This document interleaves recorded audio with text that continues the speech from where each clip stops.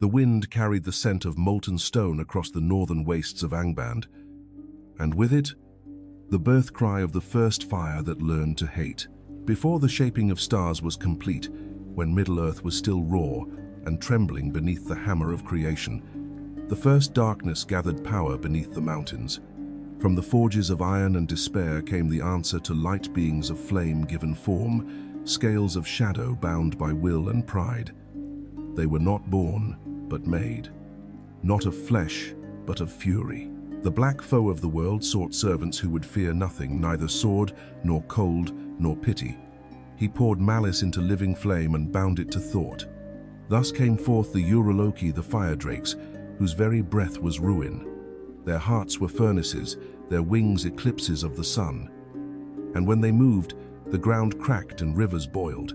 The eldest among them rose nameless from the pit, the first serpent of fire, whose eyes mirrored the forge that made him. His coming scorched the snows of the north and split the roots of the earth. The elves had no name for him then, for he was terror made manifest, and terror is nameless when first it comes. Yet even as they served their maker, the dragons learned to love only themselves. Pride, sharper than their talons, grew within them. They burned not merely for war, but for dominion, for gold, for power, for remembrance, and so the fire that once obeyed began to smolder with defiance. The first flame had learned desire. And in that desire, the seeds of rebellion were born. They called him Glaurung, father of lies, first of the dragons who defied command. He crawled from Angband's gates like a sunrise of ruin, scales molten gold, eyes dark with cunning. His breath was poison, but his voice could unmake courage. He took joy not merely in killing, but in breaking the will. To the elves of Dorthonion he brought ruin unimagined, and to men, despair. For he spoke to their hearts, twisting truth into falsehood, turning hope against itself. And through him the shadow learned that domination need not come by flame alone, but by fear. The wars of Beleriand became a symphony of fire and screams. Cities turned to ash, forests to cinders. Yet even as the Dark Lord rejoiced, his pride grew blind. The dragons he had forged began to see beyond his dominion. They saw themselves as heirs of destruction, not servants of it. And from the forges of Angband were born new terrors, winged fire drakes, swift and proud. Among them was the mightiest of all, Ankalagan the Black.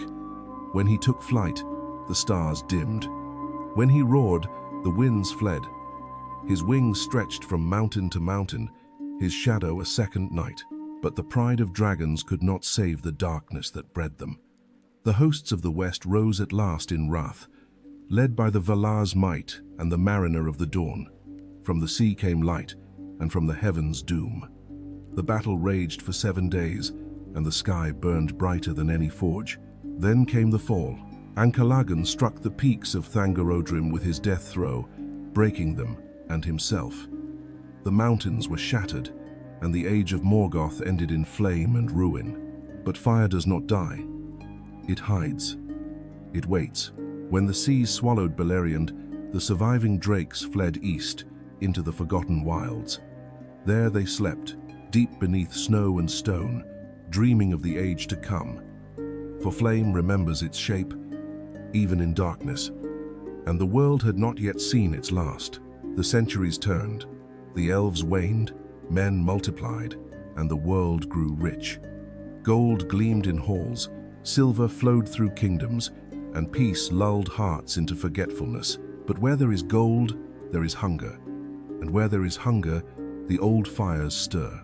In the far north, amid the grey mountains, the descendants of the ancient drakes awoke once more. They were fewer, smaller, yet still filled with that eternal greed that burned hotter than flame. They came upon the dwarves and their treasuries, devouring both wealth and keeper alike. For dragons are drawn to treasure, as wolves to blood, not for need, but for love of possession. From these lesser kindred would arise one greater than all before him, Smaug the Golden, last of the true fire drakes. His wings blotted out the sun above arid Mithrin. His fire gilded the world in terror. But unlike his forebears, Smaug was cunning beyond measure. He spoke not with the cruelty of Glaurung, nor the majesty of Ancalagon, but with the venom of intelligence, subtle and cruel. When he descended upon Erebor, the mountain trembled. The halls of Durin's folk blazed like candles before his breath.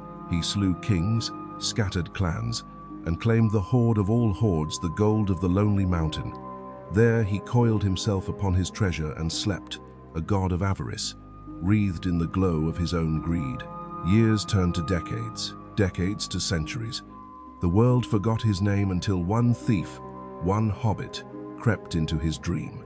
When the small bearer of courage came before him, Smaug's rage woke like a storm. The gold that had been his comfort became his doom. For even the mightiest flame burns out when it consumes itself, and thus the age of dragons ended, or so the world believed.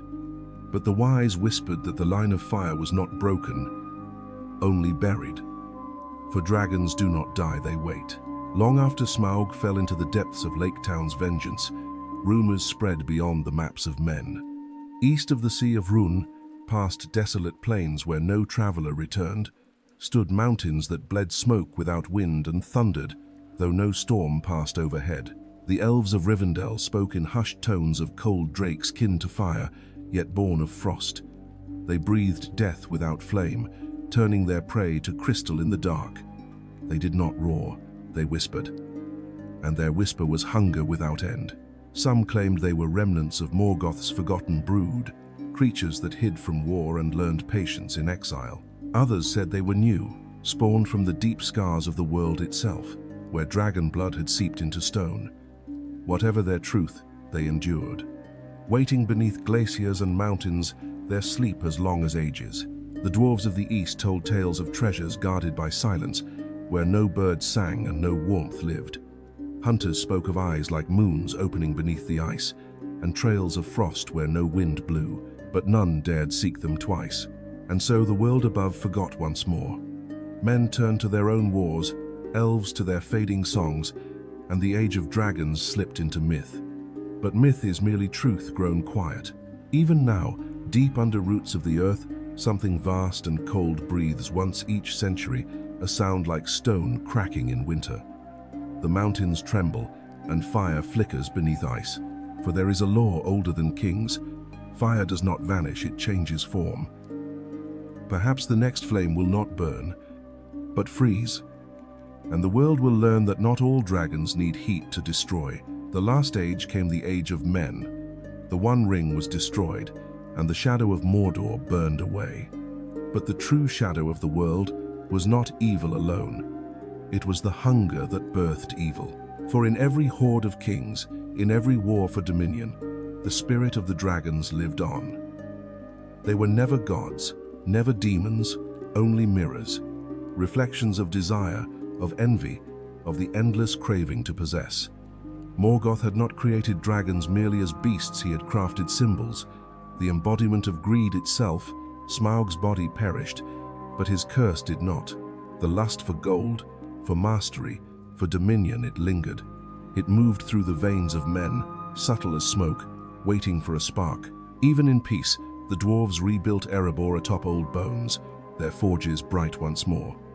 The men of Dale grew wealthy and proud, and far to the east, beyond the lands of remembrance, shadows of scales glimmered beneath the snow. Perhaps it was imagination, perhaps it was inheritance. But sometimes, when the mountains echo at night, one might swear to hear the faintest sound, a breath, vast and patient, stirring deep below, because fire cannot be unmade. It can only sleep, and when the world grows too proud, too rich, too careless, it wakes. The mountains remember, the stones remember, and in their dreams, wings unfold once more. For dragons were never just creatures of flame, they were prophecy, the warning of what happens when desire burns brighter than wisdom. And though Smaug fell, though Ancalagon's bones lie buried beneath the ruins of the world, their spirit endures in every empire that forgets its limits, in every hand that reaches for more. The age of dragons may have ended, but the age of fire never. For even now, in some forgotten cavern beneath the frozen east, an ember waits, dreaming of gold, dreaming of wings, dreaming of the sky, Another tale awaits the awakening of Morgoth's lieutenants in the world's final age. The story continues.